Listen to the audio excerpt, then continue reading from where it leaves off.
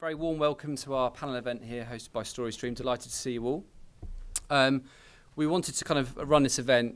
We've been talking about it for a while to do, and we've got some great contacts around us, all in the sort of the field of AI. So we wanted to kind of host an evening where we could discuss this very exciting topic and a good opportunity to kind of like learn about the latest thinking and insights around it and how it's affecting marketers. But kind of thinking about how to kick off this evening, I was like wondering what would be a good way to kind of like give some focus around it. So I don't know if anyone noticed the music, the repetitive music that's been playing since everyone came in. Anyone notice it? Yeah? What did it sound like? Any particular band? Beatles, yeah, very good. So that was in fact AI-generated Beatles music. So, or was it? So actually this is by a company called Sony Computer Labs. And they've built a piece of software which can analyse lots of different music and like try and then create similar music. So if you were to believe the hype, this is a quote from The Verge, and it's saying the AI written pop song is almost certainly a dire warning for humanity. And I think in hearing that song and also knowing what it's named, I think it's called Daddy's Girl, which is a very interesting name. It sounds like it's the end of music as we know it. But then you look at the small print and it says the effort was not totally computer generated. Of course, French composer Benoit Carré arranged and produced the harmonies for the song. So actually, it's not AI generated, it's not the end of music. What it was is that it was the AI analysing about 13,000 songs and then making recommendations to how to make a Beatles song to a human person, a composer. And I think that's a very nice way of kind of like leading into this evening, which is all about AI, don't believe the hype, kind of separating fact from fiction. And so another way of thinking about where AI is and this kind of exciting transformational technology that we're all hearing so much about is thinking about where it sits on the hype cycle. So I'm sure many of you have seen the Gartner hype cycle before. They do a lot of kind of research and analysis and recommendation around that. But the idea of the hype cycle is that new technologies, they become rapidly exciting. They promise the future. They're going to completely change the way humanity works. And then the realities kick in and there's a sudden drop off into what's called the trough of disillusionment, when actually the reality kicks in, the technology is probably not quite where it needs to be. But then slowly but surely, the realities kick in, businesses start to really harness and use the technology, the value starts to become apparent, and you start to move up this slope of enlightenment, as it's known. And lo and behold, where do you think AI is right at the moment? So machine learning and visual recognition, I think are the two, machine learning and deep learning, are the two terms kind of like encapsulating AI right at the top.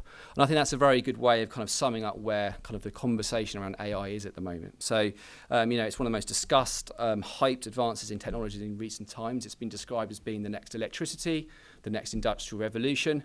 But the reality is it's already in our lives. I'm sure many of you got here this evening using your phones and talking to things like Siri or whatever. It's something that is relevant and prevalent in our lives right now. But advances in technology have suddenly made it more accessible and the applications have become wider and wider, certainly in the kind of the marketing industry, and that's why we're here tonight. So at StoryStream, some of you may know who we are, some of you may be obviously working with us, and delighted to have some of our clients with us today. And partners, but we've kind of been on an interesting journey over the last 12 months. So we started off building kind of content technology, and as the world of AI starts to become more and more interesting and relevant to what we do, we've kind of been heavily investing in how we develop our own AI technology. And so what we wanted to do is kind of like share some of our thinking and learning around what we've been doing in AI, and thought the best way to do that, rather than us just talking to you kind of like for half an hour and kind of sharing some insight, would be to welcome some friends and partners who we work with, who are experts from different perspectives around what AI is, and particularly the impact on marketing. So kind of the format for this evening is we're going to run a panel for about 40 minutes with a Q&A, which will start in a minute. And then we're delighted to also be launching our new all singing, all dancing AI-powered StoryStream platform this evening. So my colleague Cameron and Janet will be briefly taking you through some of those features, which I think are very relevant to some of the conversation this evening. The hashtag is AI Hype. Can everyone get online? That's the beauty of being in a subterranean cinema. But there is. I think it's Ferndale, and the password is February. And then you have to like put some details in. So it's not seamless, but if you do want to tweet, please do. And AI Hype is the hashtag for the evening. So without further ado, I would like to start with our panel. I think everyone can hear me okay. So can you hear me still? Yes. So yeah, delighted to be joined by three AI experts, I would say, this evening. And the format for this evening, we've kind of like broadly four topics to cover. So like, what is the impact of AI in marketing today? Why now? What are the risks and opportunities? How do I start? So hopefully some practical ideas and application around how you can start applying AI in your businesses. And what does the future look like? Like what is fact from fiction and what is the vision? So, but I think a good place to start would be to ask our panelists to introduce themselves. I haven't actually introduced myself yet either, so I'll do that. Go on. I'm Alex Vaidya, the CEO and co-founder at StoryStream. So my background is originally as a marketer. Kind of founded StoryStream as a frustrated marketer looking kind of like for better ways to manage and be able to kind of communicate our content and stories as a brand to customers, and that kind of like started the Acorn many years ago and kind of find ourselves here today. But I will now pass on to Tom. Hi, I'm Tom Ollerton. I am the Innovation Director at the social agency We Are Social. I encourage our brands to do more innovative work, which sometimes involves different bits of AI. But I'm currently on a 3-month sabbatical, but Alex has talked me into doing this anyway. So I'm Rupa. I'm the co-founder and CEO of a series of businesses. One is Millennial 2020, which is a global summit series.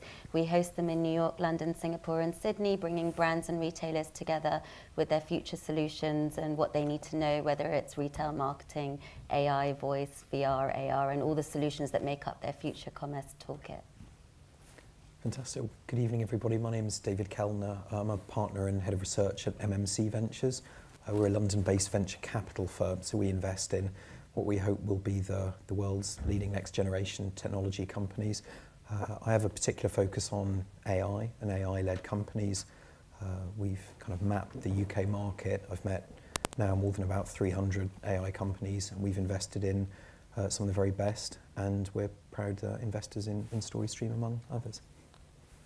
Thank you very much. So I think as an introduction to kick everyone off, I'd ask everyone just to give a view of kind of like what do you see the impact of AI being today? So maybe Tom, I'll start with you as you're closest to me. Kind of from your perspective, being in an agency is doing lots of innovative things with clients. Kind of what sort of impacts are you seeing AI in your sector, and particularly in how that's affecting the brands and marketers you work?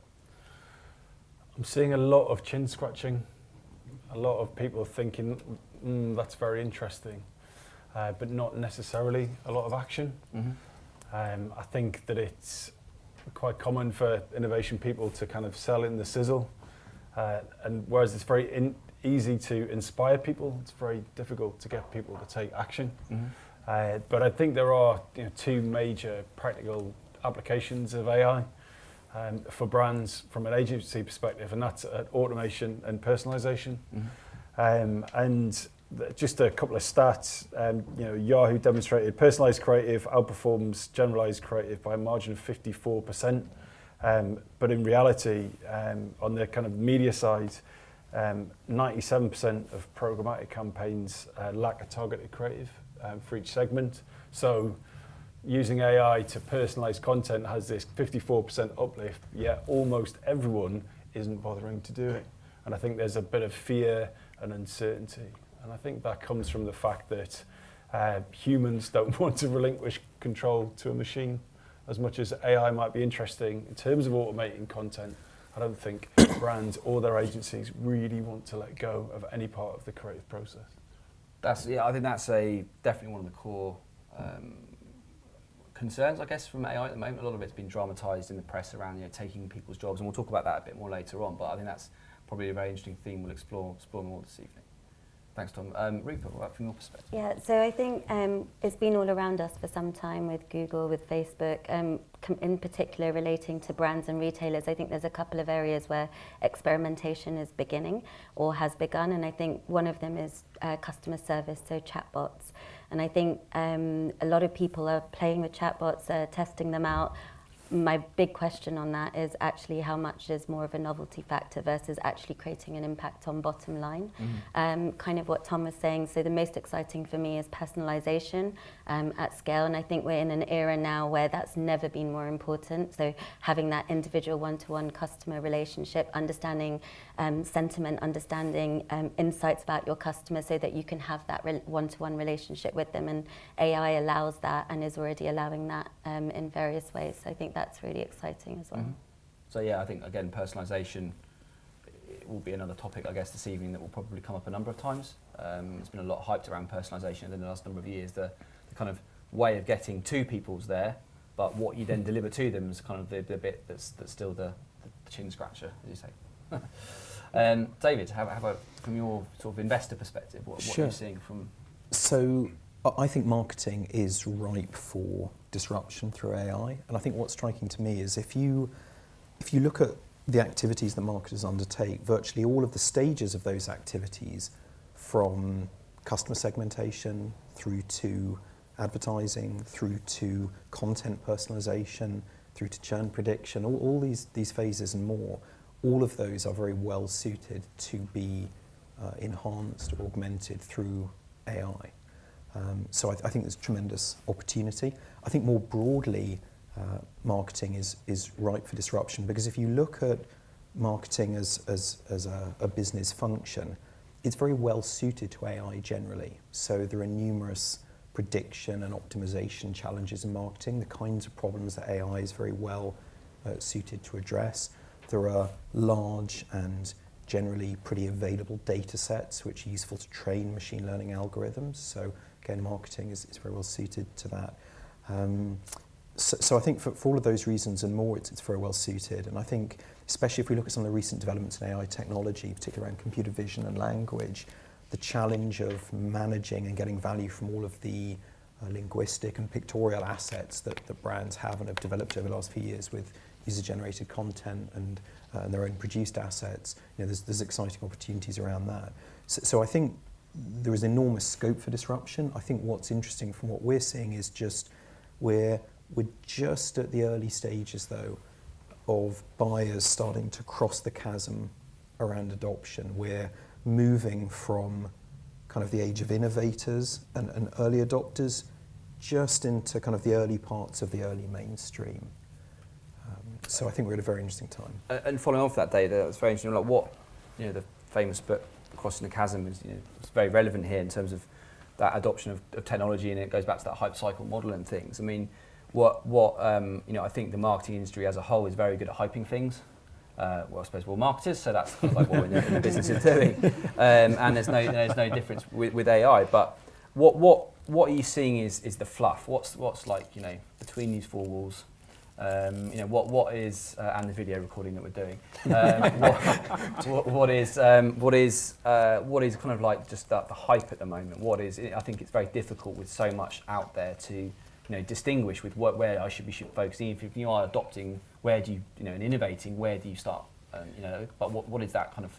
What's the fluff and noise that's should be avoided at all costs? Sure. Well, between ourselves and the permanent record, I think what we do well to remember is the extent to which some of the pragmatic challenges that companies face, which is legacy data systems, siloed data sets, teams and technologies that are still trying to digest and absorb and get value from, mobile and social and cloud and the last technology paradigm shifts. There's still an awful lot of work actually just to be done, and barriers therefore to adoption through work that's being done for those. And so actually, I don't think, interesting, it's not so much there are sort of dirty little secrets in terms of areas where we think it can add value, but actually it can't. I really do think it can add value in most areas. But I think the pragmatic reality is that while levels of awareness of AI are very high among corporate executives, levels of understanding are very low. And so there's an education journey to go on there to understand those use cases. I think use cases are very poorly understood today because executives have been focused on other things. So I think there's a journey to go on there. I think that's probably the biggest barrier, and I think it'll take. The example I always like to sort of give around this, power of machine learning, right? Prediction, optimization, personalization.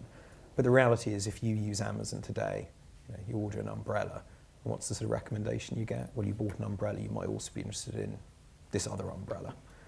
You're like, probably one's plenty, thanks. That's the pragmatic reality of where we're at, and that's still among some of the best, most kind of data-led companies in the world.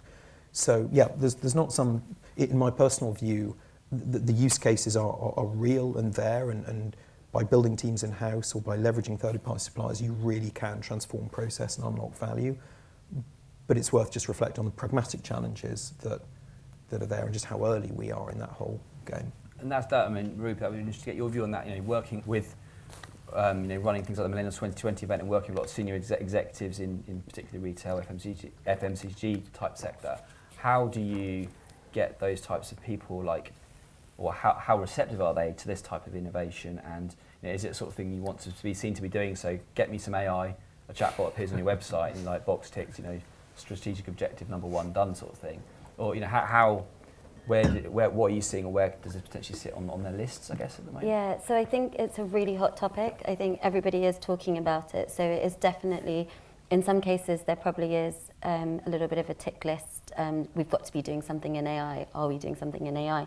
At the same time, I think there's also this real passion for delivering better brand experiences. So it's just not about selling product anymore. It's about delivering brand experience. It's about delivering so much more. And the only way to do that in many cases is to embrace this sort of technology and is to implement it.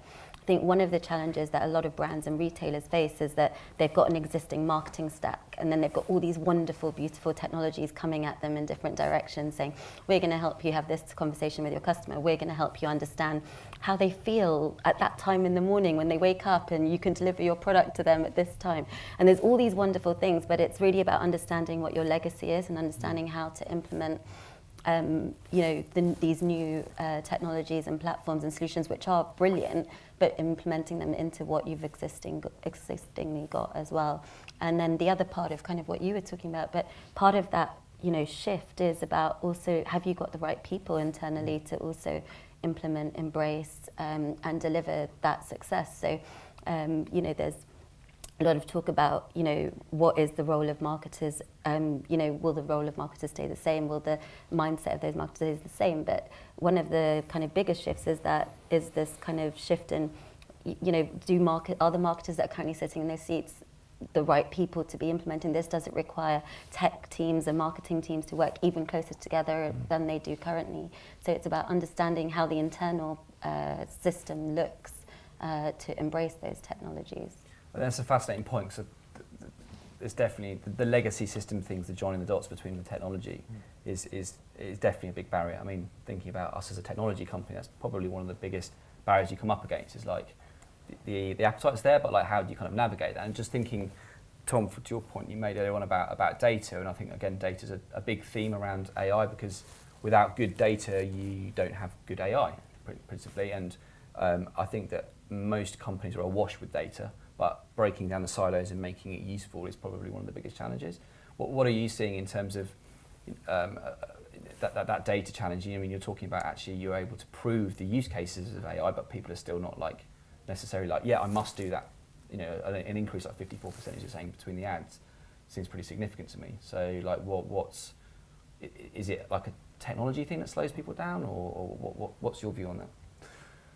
Well, in my experience working in an agency, brands aren't very willing to hand over all of their first-party data. One of our clients is Google. They're not just going to go, "Oh, we'll send you an Excel spreadsheet," and they hand it all over. So even if the marketing team really wants to do it, they're not necessarily, even if they sit next to the team that has the data pulls up the data from their smartwatch or their self-driving car or bank accounts or whatever it is, it's a real problem.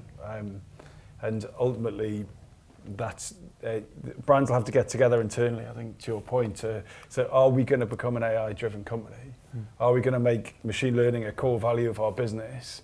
And until they say that at the highest level, then it's always going to be a bit of a shit fight, unfortunately. Who do you think is going to be who's going to own AI in a brand or an organisation? So is it a CIO? Is it a CTO? Well, I think it was interestingly last year globally, CMO budgets got larger than CTO budgets, I think, for the first time, 2017. And it will depend on the company. That's like saying, where does social media sit in a business? Sure.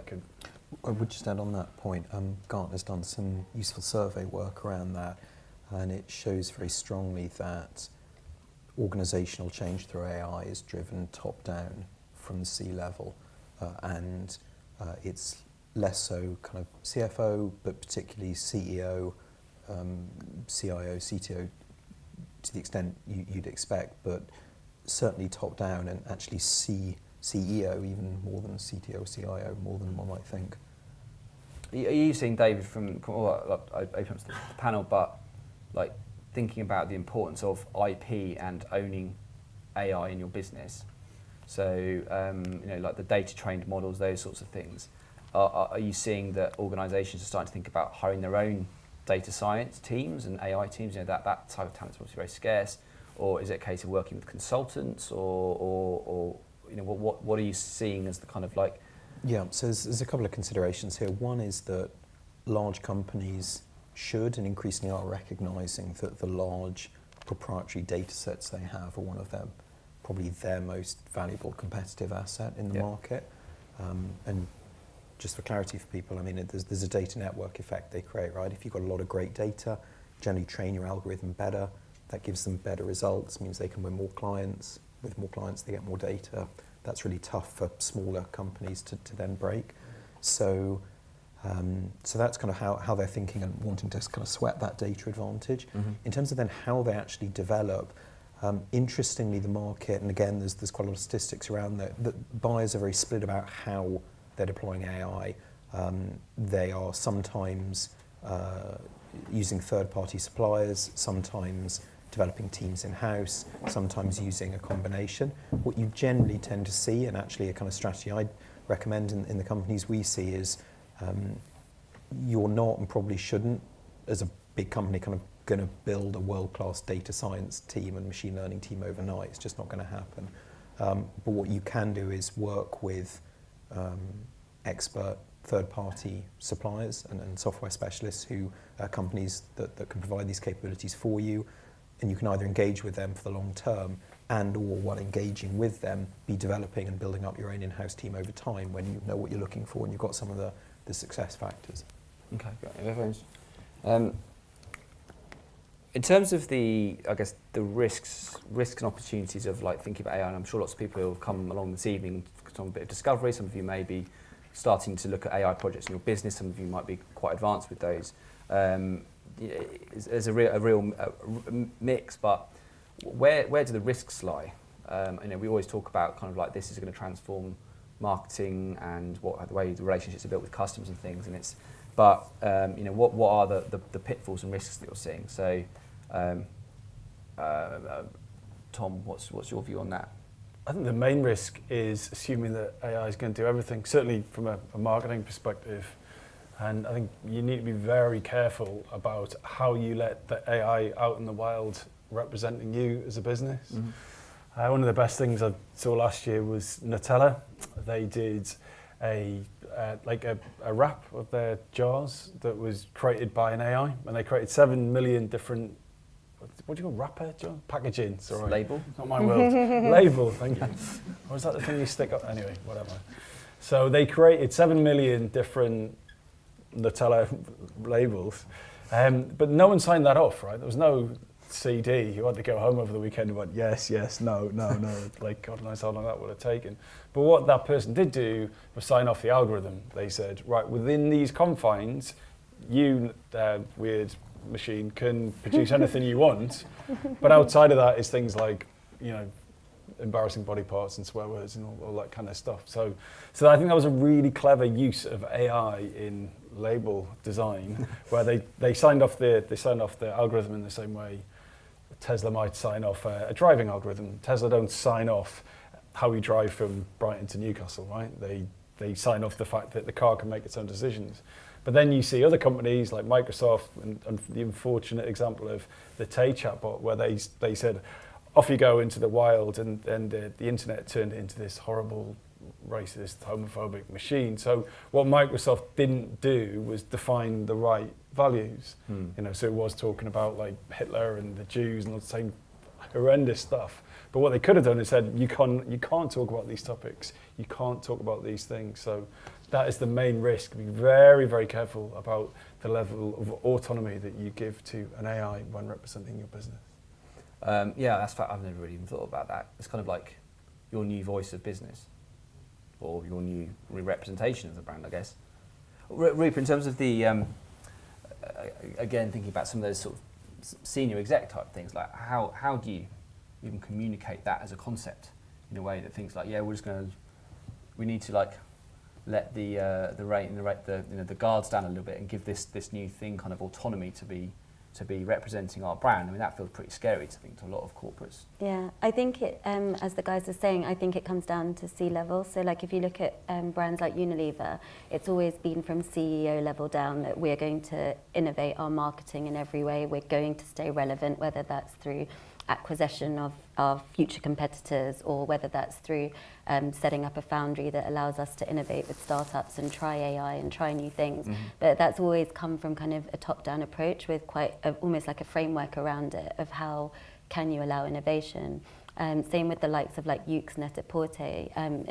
They've got a huge centre that they've been building here in London all around the future of their innovation and in retail marketing, understanding how customer service is going to change, understanding how all the things that impact their business, but that's all come from a very top-down approach and gives kind of people in the business the ability to then go out and be empowered to fail, because no one's going to get everything right the first time. You've got to be willing to try, test, fail, experiment, and then do it all over again and keep justifying that. And so unless that comes from top down, you can't enable like people within the corporates or the larger companies to be willing to try new things and do that experimentation that's required right now. Can I ask you a question?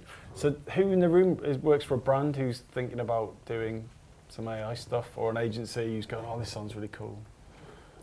So I think you're absolutely right about it coming from the CEO. But what if it's not? Like, me going to my CEO going, oh, this machine stuff's amazing. And he goes, you sound weird. Like, how do you cross that gap? What's the way of making the C-suite want to take it on? I think we can kill two birds with one stone here. I think the answer to that question is also the answer, Alex, to your original question, which what's the greatest kind of risk or challenge around this? And they're the same thing, which is, let's not forget that AI is nothing less and nothing more than a very powerful enabling technology. But like any enabling technology, the question is not the technology, it's what you can do with it.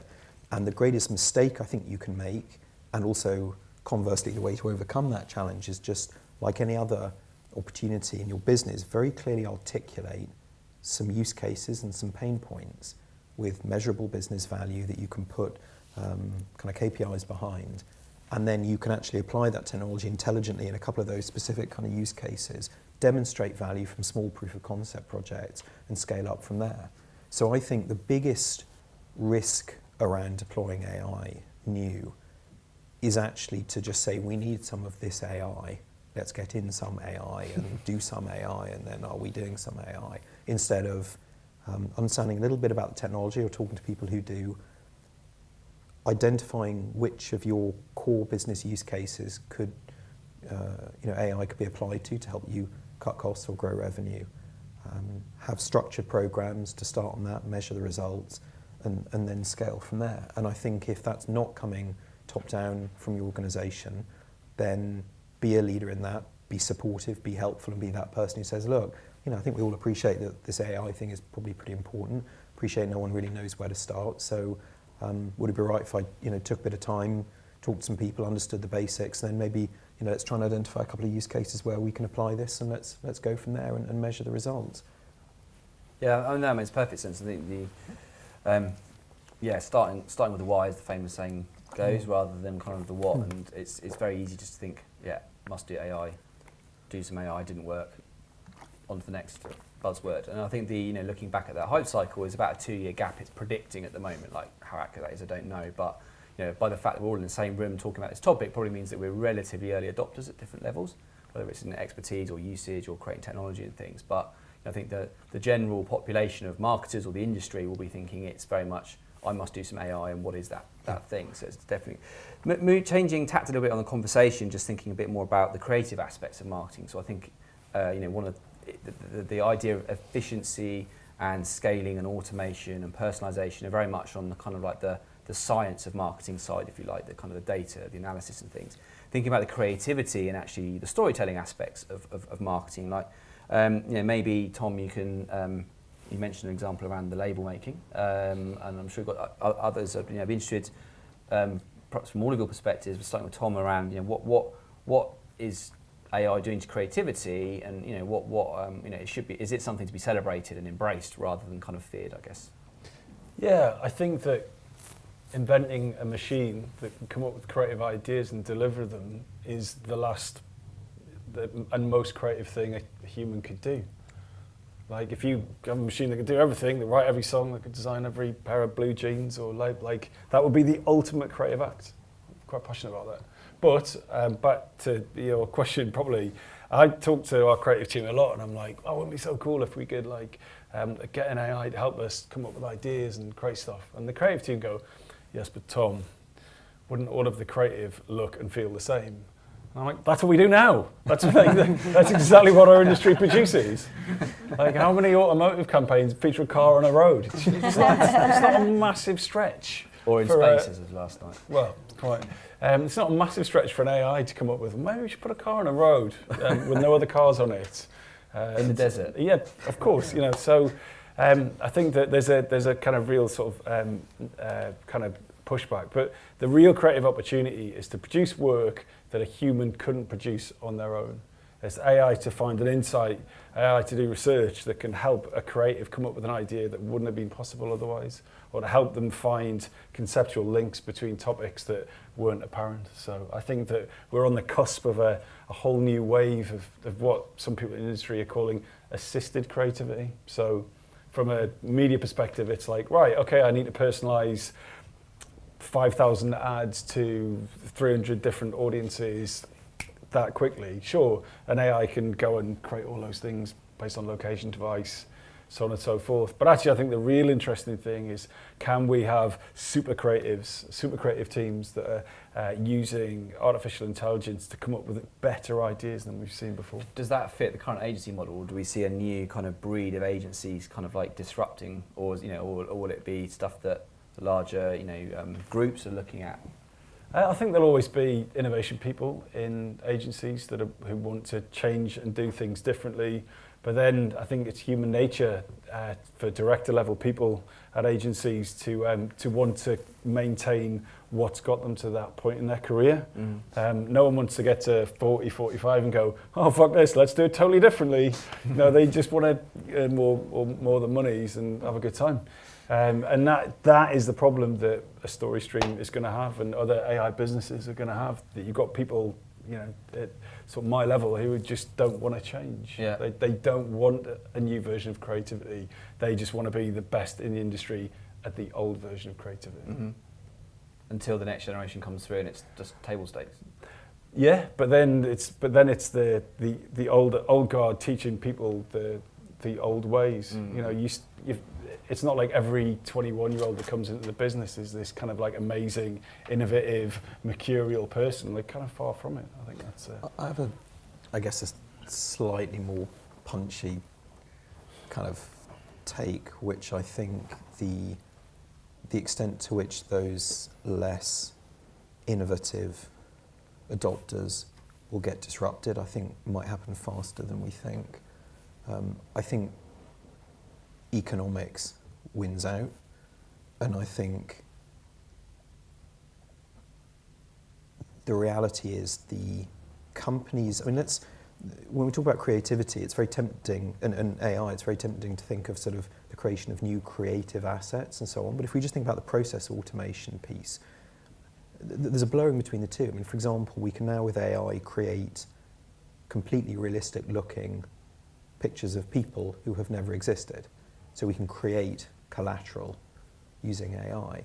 The kinds of companies that are embracing AI, either for process automation or for the generation of new creative assets, will be able to do so at a scale and at a cost and with a degree of personalization that just cannot be achieved any other way. So there's an interesting thing there, right? That what you're talking about, I'm being slightly provocative, is computational creative assets. Computational creativity actually linking two separate things that weren't previously joined to come together to solve a purpose, which is a kind of loose description of creativity.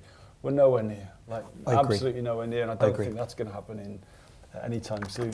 I totally agree. I just think that let's call it the sort of process creativity, not the conceptual creativity, that process kind of automation, process creativity, that will have such an impact on the economics of the business that will force AI to become pretty mainstream for a lot of for a lot of companies. I think, I mean, you know, we have a broader thesis on this, and you know, the reality is any technology paradigm shift that occurs, it was the same with cloud, it was the same with mobile, you get a bifurcation between leaders and laggards. But I think the extent to which laggards will lose competitiveness and relevance in the age of AI will be even more significant and even more rapid than in previous paradigm shifts, because in this kind of information economy in which we live now, the economic advantages accrue so disproportionately to companies that can process information more intelligently, and the kind of data network effects that kick in as well. I just think that'll be a really powerful kind of thing we see over the next few years. So do you think that, so that's the reason, so it's not, creative is almost irrelevant at that point. It's basically what it can do to help accelerate business value is what will drive the adoption, not that it can come up with the most. No, because I think the big word there is probably imagination. Like that thing you're talking about, Tom, like can a computer come up with something that's imaginative rather than just look at lots of things and then make a prediction around it. Yeah. And I don't know if you saw, but 20th Century Fox recently did the first AI created trailer. So I don't know if you saw that, but basically they used AI to basically look at all the past sounds, compositions, visuals of other horror movies, and then within a day were able to create Morgan's trailer based on using the analysis that they did, which sometimes would take weeks-long process, and they're able to do it in a day just by using this AI. So they're able to optimize, make it more efficient, and the result was keep creativity, whether it was something new that was being created, which is what you're talking about, with does it get lost somewhere along the way, versus just optimizing the process of putting creative output out there. Yeah, I think we need to be really careful of IBM Watson. Their spin is so good. It's ridiculous. Like, you know, we wrote a song, we created a fashion range, we designed a movie trailer. No, he didn't. He did like 10% of it, and you spun the shit out of it. That, you know, that's cool, but it does do some nice stuff. It didn't do a movie trailer. It kind of gave a huge... The editor. It's assisted creativity, right? It's like a machine going, look, we're going to do all the boring stuff. To allow you to do it. The interesting thing about all of this will be we're sort of together discussing this as if it's sort of different alternatives. I guess that the reality will be that middle ground where process automation and some assisted creativity and more will hopefully just free up time for marketers to be more creative and do what they do best, and do what's most human. I mean, we'll probably see that. So that's one way it'll go, but my other worry is, will we see the end of the big idea? So currently what agencies do is they go, right, we'll come up with one idea that's so brilliant that will unite everyone around this thought, and then that one idea will disseminate amongst everyone. So it's really efficient to come up with a just do it, or a do it is good, or a whatever, like to nail that and that everyone gets it. I mean, hardly ever happens, but that's really efficient. But the reason we do that is because we have to. We don't have the budget or the technology to give everyone their own TV commercial. But with the technologies that you're both talking about, it's conceivable at some point in the future that instead of everyone watching the same Super Bowl ad, that everyone gets delivered a unique bit of content that's based on their gender, their social preferences, their ethnic background, what time of day it is, what kind of device they're on. So are we going to need to free up time for humans to have big ideas and big strategic thoughts if all everyone really wants is personalized content that's generated entirely by a machine? Yeah. You're looking at me like I'm completely weird. Thanks. No, not at all. I'm actually thinking... I'm sensing the room. No. I actually think that personalised video on a separate topic is going to go further than that. So I actually think it's going to look at your location, and you're going to see that... We were talking about the car and the road earlier, and how many times can you do that differently. I think you're going to see the car driving down your own road in your own village. Like, it's going to get almost creepy to some extent with what's possible in terms of personalised content. I think stepping out of what it can do and what it won't do, the end result is still the same. Customers demand better brand experience than they ever have before. They have more power than they ever have before. So before, in the agency world that you talk about, where everyone sat around a room and you came up with a big creative idea, there is not a one for all anymore. There's not even a 300 for all anymore. And that's the bit that excites me about all these technologies, is that at some point you get to a granular level and you get to deliver content, experience, the whole I'm talking about even the shopping experience, so the merchandise that comes up on your mobile, on all of your devices when you interact with that brand or that retailer. It just allows a more personalised one-to-one relationship, and I think that's what's really exciting about the technology. Yeah, I agree. So, where do you start? Like, I think there's quite a lot of different things, but like for anyone like in this room today, like tomorrow, I want to do some AI, or actually what should we be doing? I've got this really big problem, or this problem I think that AI might be applicable to. Like, how do you go about tackling this? I think that chatbots has come up a lot. That's definitely something that feels accessible and easy to package, and also get some sort of like ROI around, I guess. But thinking, maybe just David, first, like, what platforms and technology do you think are out there that are getting kind of the most focus and adoption, and where is a good place to start, I guess, from the technology perspective, based on what you said, that it's not conceivable that everyone goes out and builds data science teams in the near term? Yeah, so maybe it would be helpful if I just gave a bit of a landscape of kind of the UK and global kind of AI landscape. There's different categories of suppliers out there. There's what we call the game vendors, GAIM, Google, Amazon, IBM, Microsoft. They are companies that provide AI tools and infrastructure and some AI services, particularly general computer vision and language technologies. And it's very cheap and very easy for developers to just plug in and call those services. So if you're looking for kind of generic computer vision capabilities, generic language translation or interpretation or emotional recognition, you can very sort of quickly and cheaply use those kind of technologies. But those vendors, those game vendors, don't have the strategic desire or the data advantage or the domain expertise to tackle all those kind of domain-specific, kind of verticalized application areas that are actually the day-to-day reality of most businesses. So, if you want to get some computer vision that will recognize for you images of cars, then Google or Microsoft can do that for you. But if you want some computer vision that can tell you that it's that model of car and it's from this year and it's more domain specific, then you're going to want to talk to and engage with specialist suppliers. There's a very rich ecosystem of AI startups in the UK. Since 2014, there's been a new AI startup founded almost every 5 days on average. There's nearly 400 now, and they are providing application-specific or functional-specific capabilities, and so they can provide sort of best-of-breed expertise and specialism and capability based on your particular sector or your particular vertical or your particular technology lead. So you can explore either of those while potentially also developing in-house. But I think to answer your question directly about where do you start, you talk about chatbots, things, don't start with the technology. That's the wrong way around. Start by saying, look, what are the core drivers of value in my business? What are the greatest bottlenecks in terms of process automation or in terms of revenue generation at the moment? I promise you there will be machine learning technology that can probably be applied to those to help, but start with a couple of core use cases and then talk to people to understand a little bit more about the technology, and then perhaps start with an external supplier, probably one of the specialist kind of best of breed vendors who know your industry, who know the technology, can guide you, do a proof of concept with them, get some initial results, go from there. And Rupa, from your perspective, you see a lot of startups, a lot of businesses with an AI focus. I think a lot of companies talk about AI. It can be something as simple as having a little algorithm and it's an AI company, or versus more deep R&D and research capabilities.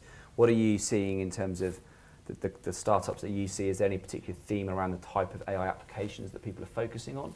That's a good indicator from probably where the money is currently being spent, or is it quite varied across kind of the different application areas? So yes, I think firstly it's a lot about customer insights and sentiment. So it's a lot about understanding customers. So that could be everything from kind of what you guys are doing in audience segmentation to really understanding the behavioural aspects of customers, just so that, you know, traditionally, if you look at even like, I don't know, 5 years ago, you look at a retailer in their online e-commerce business, you would typically, you know, put someone in a demographic bucket, and then you'd say, okay, this is probably their disposable income, and then you'd say, okay, that's your audience. So the beauty of kind of what you guys are doing and what other platforms are doing is now looking at things in such different ways. So actually, let's just put demographics into interest buckets instead.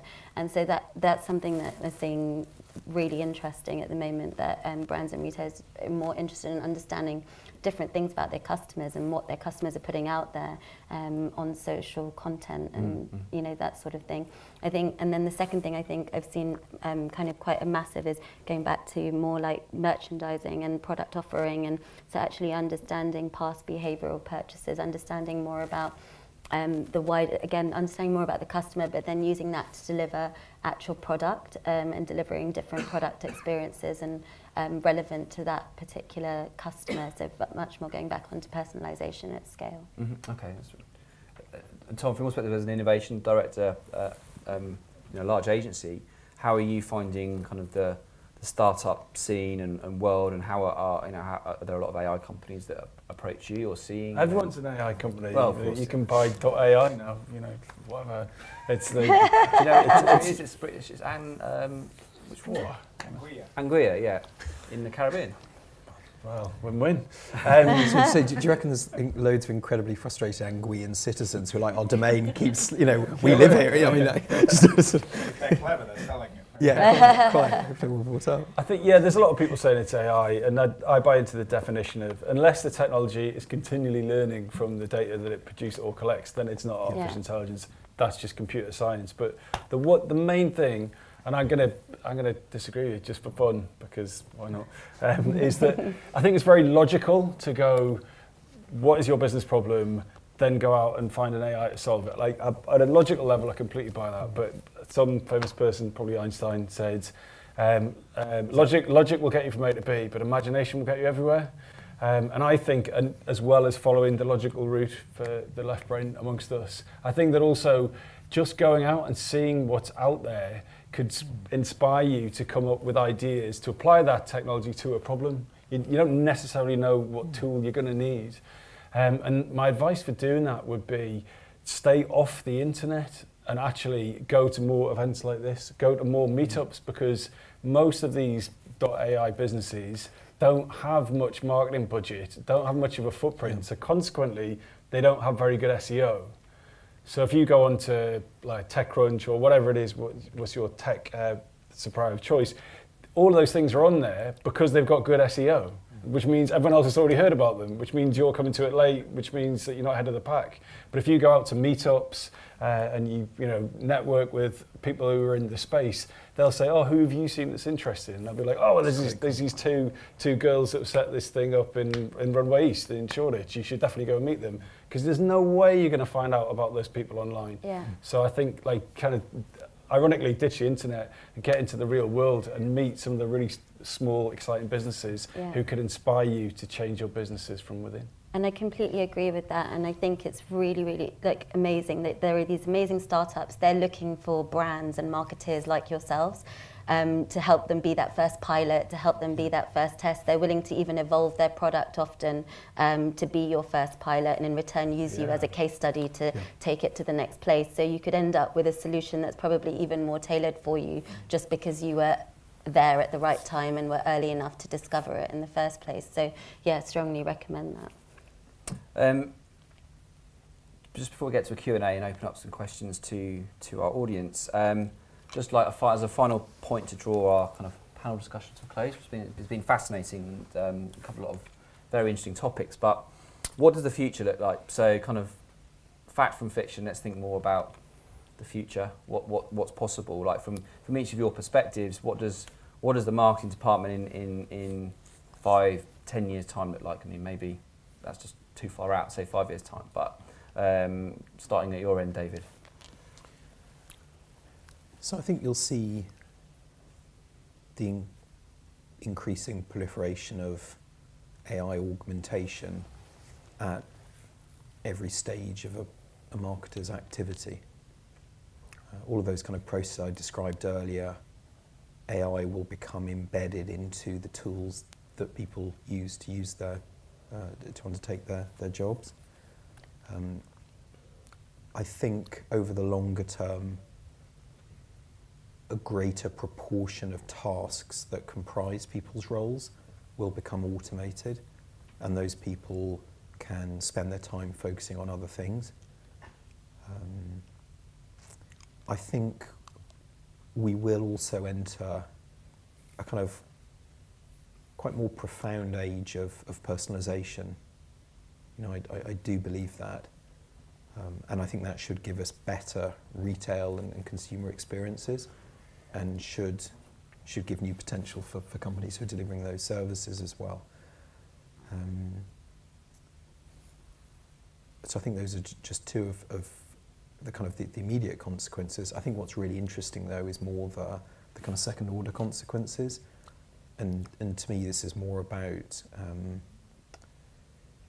some of the impact on society that you'll see, some of this kind of bifurcation I described between leaders and laggards in terms of who adopts this technology, and some of the kind of unimagined things.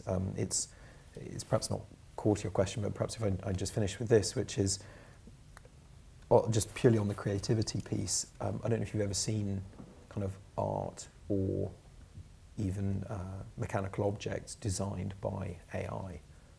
Purely by AI. It's fascinating, because rather like when computers play chess, some of the moves they make are surprising and imaginative to people. And I guess what I'd say is, if historically we've always been modelling software and software processes on how humans do things, I think over the longer term we'll start to see how computers do things and the imaginative and different way they do things, and start more to copy and emulate that. So that'll be a pretty interesting time. Absolutely. Thank you. Rupa. So I think we'll see increased, we've touched on it already, but increased efficiency and optimization through AI. But I think now we talk about it as something that is, you know, happening and evolving slowly. In that sort of time frame, I think that if you're not doing it, you may not be around, you may not be relevant, and that sounds quite harsh, but I really do think that we're in an evolution and that nobody can stand still. And the things that it's going to allow you to do, the time it's going to free up, what you were saying, is going to be such a phenomenal impact that it's not, you know, people talk about it taking marketers' jobs away. I don't think it's that. I think it will actually make marketers' jobs more easier, and I think it will allow them to take away tasks that they no longer have to do. So I think that's number one. And I think secondly, I just always go back to this, that it's all about the customer today. So we've gone from a complete supply-driven economy to a complete demand-driven economy, and what the customer wants, the customer will get, and if they don't get it from you, they'll go somewhere else for it. So they've got more choice than they've ever had before, and it's probably just increasing. So again, just going back to the AI piece, in whatever way it can help brands and retailers evolve their propositions, stay relevant, increase personalization, understand their customers better than ever before, that's the direction that we're moving in, and it's going to continue to get more and more in that direction. Lastly, Tom? Well, for me, just to finish on a story, at the end of the Second World War, the US military commissioned a study about what they thought the future of warfare was going to be, and it was an extensive report.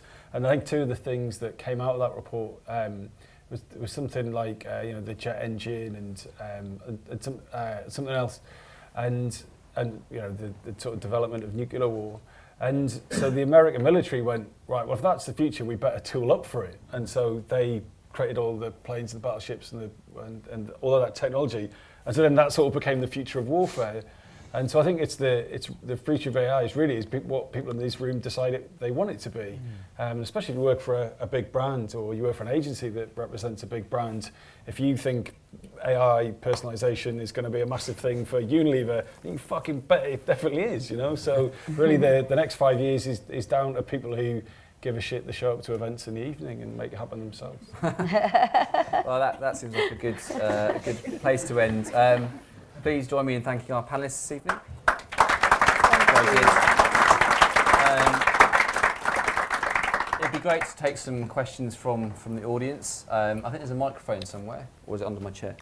No? It's not that big a room. No, we can probably do without it. So Does anyone have any questions for our panellists around any of the topics we've discussed this evening, or anything else, preferably AI related? But any questions from? Right. Do you think that having DPO, data protection officers, all this GDPR stuff, will aid AI progression, or will it trump it? As in, if DPOs organize the data for the companies, will someone take that data and do something interesting with it, or will they be more inclined to kind of just leave it there? Sorry, in terms of progression of AI, and that's to all of you. A couple of thoughts that might be helpful. Depends on your viewpoint. It will help China and places where there is not concern for data privacy. So if you're a consumer, you're probably fairly grateful for GDPR in Europe. But in terms of the purely competitiveness of the AI economy, that's at some cost globally. So there's an interesting trade-off there, depends what you're valuing. I think I know there is some benefit to the AI economy that GDPR is bringing, because there's a range of quite interesting, ironically, AI startups that are helping companies prepare and package their data and give visibility to support GDPR. So there's a bit there. I think otherwise it's going to be a mixed bag. On the one hand, it's going to create some layers that can hold things back, make life a little bit harder for people inside companies.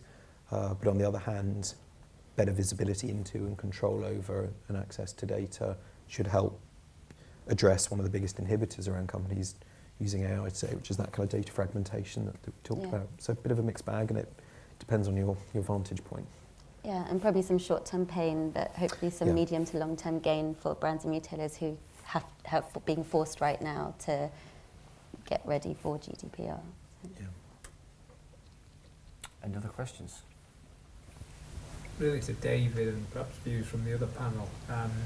How do you think the UK can best position itself to sell its UK AI capability against markets like the US, where we're perhaps behind in terms of AI implementation and thinking, but slightly ahead of European competitors potentially? But given what you've said about China and network effects and lack of data protection, where should we be looking to, and how can we best promote UK AI capability over the next sort of few years to maximise returns for UK-based companies? There is an exciting reality around that, and I think there needs to be a narrative that reflects that exciting reality. The reality is that, for example, a higher proportion of startups in the UK are focused on AI than is the case in Europe or even in the US. Secondly, if you look at the kind of drivers of AI, chief among the enablers or inhibitors, depending on the result, it is talent. And actually, with a quarter of the world's top 25 universities in the UK, tremendous academic sort of pedigrees and institutions, thriving ecosystems around them, there is world-class AI talent in the UK.